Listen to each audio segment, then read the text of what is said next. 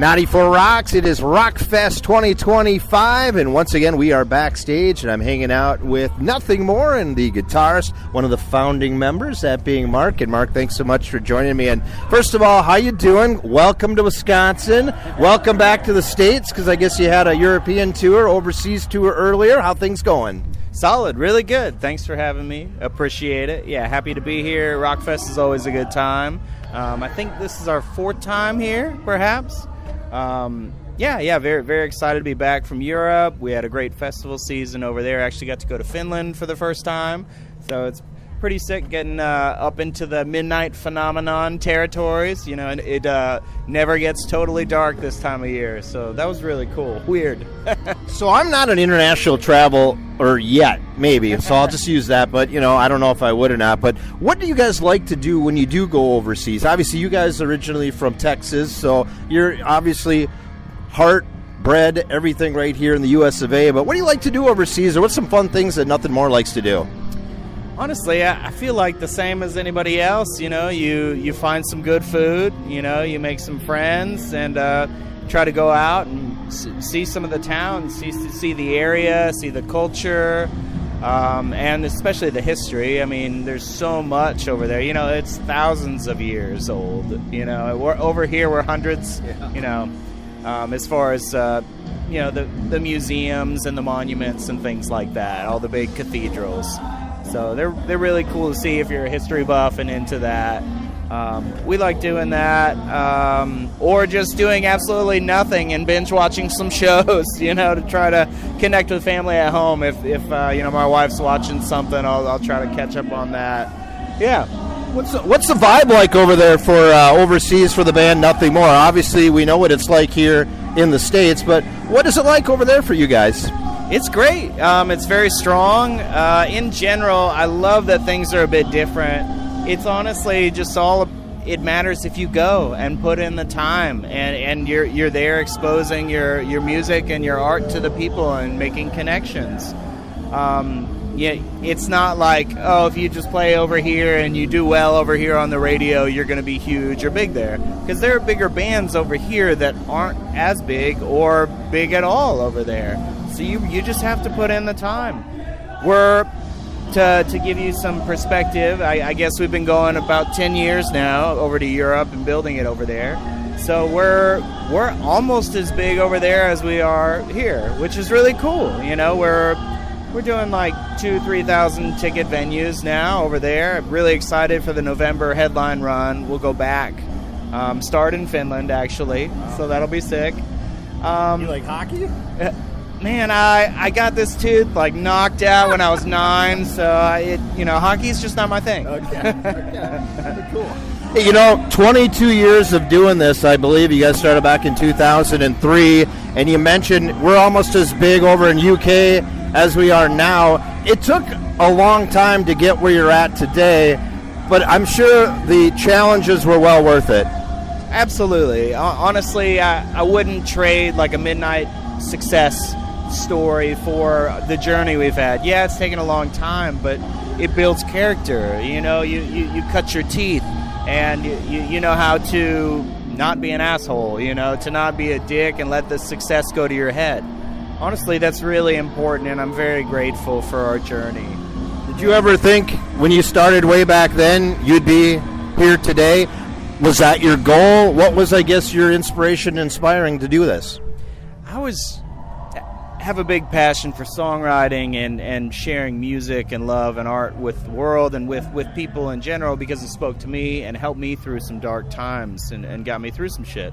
So I always knew that this is what I wanted to do, and that somehow I was going to make it happen. No, I did not foresee, you know, maybe these huge festivals and thousands of people and playing in front of them and just being stoked about it. I didn't imagine it on this level. I'm very thankful once again to be doing it, and just very excited about the future too. And it's got to be something really cool when the audience knows every word of your song and playing it back, where Johnny could probably just turn the mic off and you guys could just play. it's a feeling. I mean, you've been to so many concerts, and when everybody's singing in unison together, and there's this moment of synergy and almost worship-like, if you will, that it's like everybody's in it together. We're all here celebrating and having a good time. There's something very spiritual and special about that, and it's awesome that we are part of that, Let's talk about some celebrations in your album Carnal, which you put out last year, and all you do is put out number one hits. You've had 3 number one hits. You got Free Fall right now, just about ready not to free fall, but be on the top for your 4th one once again.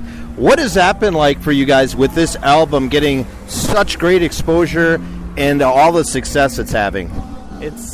It's been amazing. That's all you can hope for. That's the goal, obviously. You want to write songs that connect with people, that help them through something, and that, do well to where, yes, I can feed my family,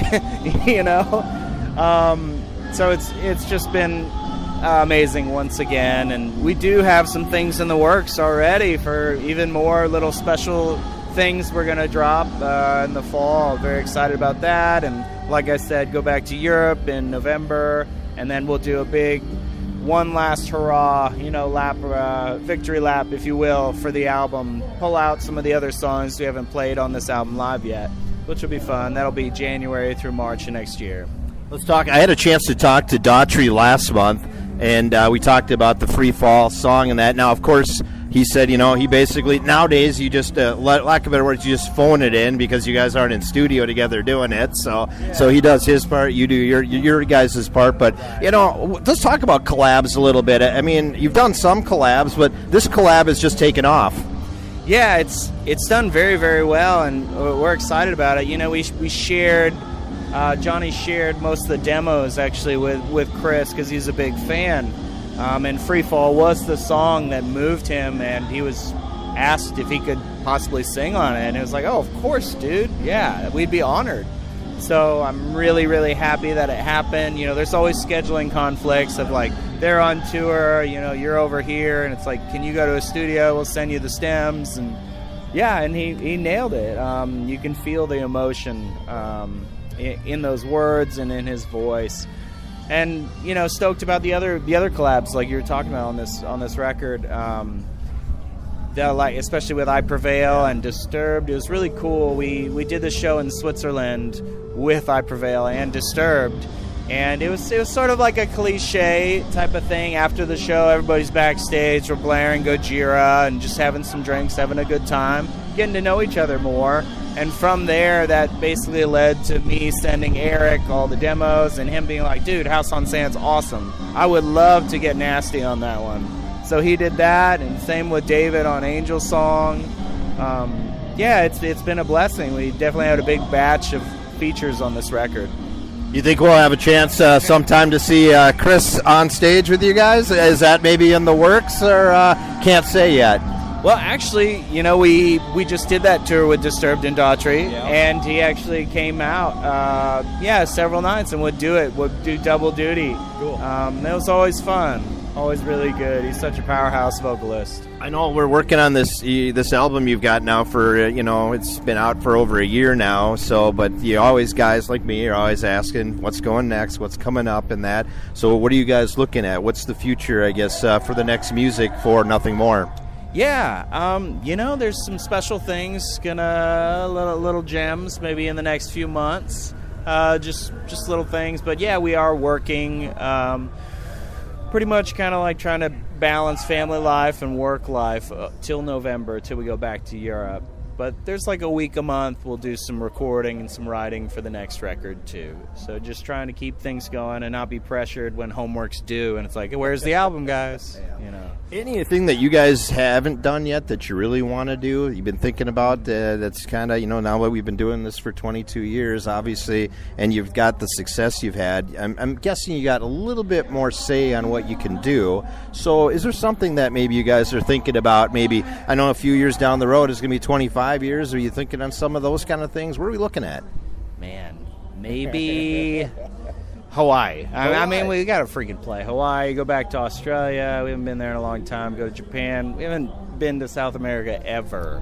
which sucks. It's just So it's like hard Rio and de timing and Janeiro or money something? and Yeah. absolutely, yeah, definitely Brazil, Colombia would be awesome, Argentina, and I mean we all have a huge passion for music and other artists Right. too, like. Collab with. Oh yeah, it'd be so cool to get in the same room with like the guys in Muse or something. We've always loved that band do you think and of what their they're new song doing. on Oh, it's Rockfest? great. It's cool. It's a banger, Yeah, isn't it? yeah. Matthew's picking up the big 8-string. It was pretty cool. It makes sense, honestly, having Dan Lancaster now kind of like pseudo in the band. I think he co-wrote and co-produced the whole record, and he's done some awesome stuff with other artists and with like that Doom soundtrack that came out several years back.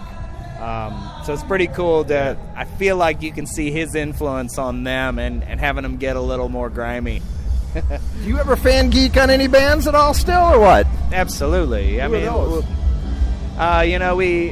My favorite band's probably Thrice. Oh, ever. Yeah, just lyrically and everything about them. They just really changed my life, helped me through some dark times and stuff.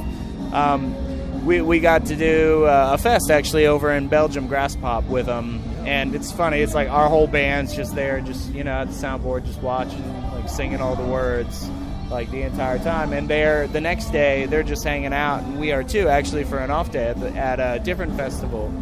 And they're just playing cornhole, and the whole time I'm just telling myself, like, come on, just go over there, have a beer, go shoot the shit, and I didn't.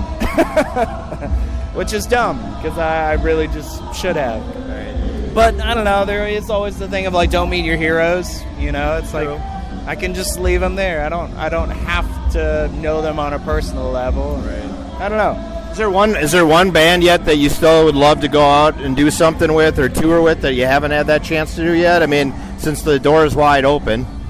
Right. I mean, Muse would be really cool. You mentioned them, Yeah, Foo Fighters or Okay. 9 Inch Nails, like that'd be amazing. And we're all huge fans of the band Carnival. Oh, yeah. They're like a progressive rock band from Australia, and we've done stuff with them years ago. Actually, in 2010, we did a few shows, and that'd be sick. They're just phenomenal players and have some cool songs. That'd be sick. Hey, man, I know we got to get going here because you got to get ready for another amazing set here at RockFest. You were here a few years ago and up at that Who's on Top stage, and that place was just packed all the way down the hill, all the way around. I'm guessing it's going to be the same thing tonight. I wish you the best of luck on Free Fall. I'm thinking you're going to get your 4th number 1 on that, and looking forward to some new music down the road and some adventures that you have coming up, too. Mark, thanks so much for taking some time with me today. Hey, thank you so much, Jay-Z. Appreciate you having me. Once again, that is Mark, and he's from Nothing More. We're at RockFest Live on 94 Rocks.